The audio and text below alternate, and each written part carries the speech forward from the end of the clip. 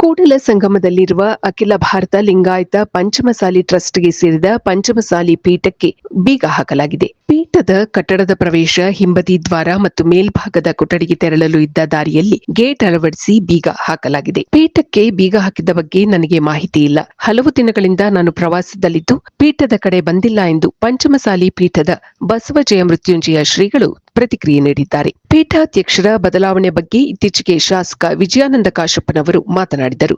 ಈ ಟ್ರಸ್ಟ್ನ ಅಧ್ಯಕ್ಷರು ಆಗಿರುವ ಇವರು ಪೀಠಕ್ಕೆ ಬೀಗ ಹಾಕಿರುವ ಬಗ್ಗೆ ಪ್ರತಿಕ್ರಿಯೆ ನೀಡಿ, ಮಠದಲ್ಲಿ ಅಹಿತಕರ ಚಟುವಟಿಕೆಗಳು ನಡೆಯದಿರಲಿ ಎಂದು ಗೇಟ್ ಮಾಡಿಸಿ ಬೀಗ ಹಾಕಲಾಗಿದೆ ಎಂದರು.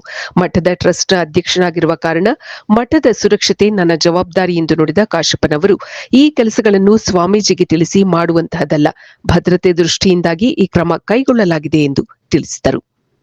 ಇದು ಈ ದಿನದ ಸುದ್ದಿಗಳು. ನಿರಂತರ ಸುದ್ದಿಗಳಿಗಾಗಿ ವೀಕ್ಷಿಸುತ್ತಿರಿ ಜೀನಿ ನ್ಯೂಸ್. ನಮಸ್ಕಾರ.